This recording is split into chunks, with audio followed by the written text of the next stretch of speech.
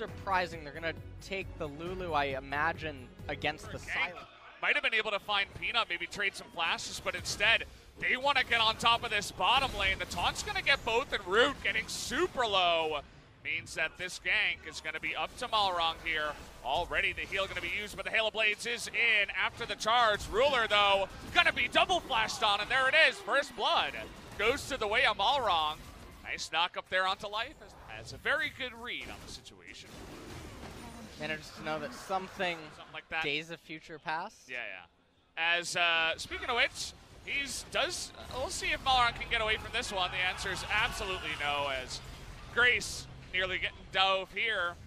As, you're like, oh, I'll take this Scuttle Crab. Wait, no, it's already gone. Where do I go now? I guess I'll go kill the G-Force. A fight is the question. They're going in onto Lindarang, and here comes Nova from behind, but not quite able to make anything happen here as Lindarang and Malrang both flashing away. Now Malrang is in the Death Chamber, nowhere for him to go. In goes life, and Root, essentially all alone, is going to try to flash away. Does have that cleanse, but the Wild Growth comes in and saves his life. Actually, Gen.G does get pretty low, so they are not going to continue.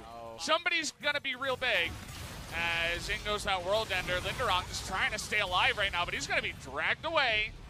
And they will go for that follow-up dive. Can Lindarang get away? He does a nice amount of damage, but it's not enough. 1v3, successful dive happens, but a lean from the side of Jin Air to the top side leaves the free ocean drink to the side of Gen.G. So they pick up a second, and they're going to have it for this one, but you're going up against the Kalista.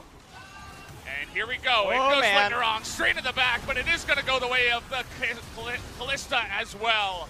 As the knockback goes on to CuVee, but they pull back that Kellin. Look at this huge spear onto all the side of Gen.G. But can they do any more damage? They're just going to dunk them in the back line as down goes the rest of Jin Air. Not really doing much in that fight. Just Lindarang trying to charge on through and force that one. But it did not come true. From the Scuttle Crab, but chooses to activate his ultimate, still gets feared beyond death. Kiting doesn't really... Okay. All right. Yeah. Yeah, I think that's probably Is that all it. you got? Yeah, okay. that's all I can think of at that point. Okay. Well, yeah, I mean, Gen.G, they're miles ahead now, as even Urgot is chunking Root here.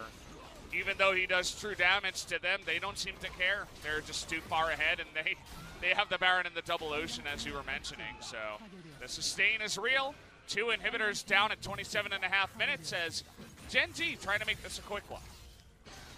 This is not what one might expect either if they're just tuning into a Gen.G versus Jin Air. Is how are their inhibitors down at 27 minutes? This isn't supposed to happen. Obviously, it's supposed to be a gentleman's agreement. Those don't fall until at least 40. We had no real lull state in this game, and there were small ones, but there wasn't the real lull state that generally lasts about 10-15 minutes. Especially when you got a couple of these teams facing off against each other. As Gen.G,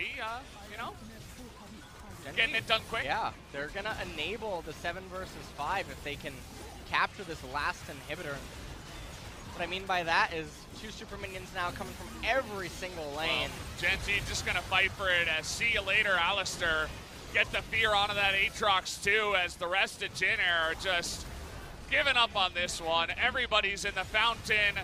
And that's going to do it in just about 28.5 minutes. Gen.G with Roach into the mid lane will find success and will take game number 1 up against Jin Air.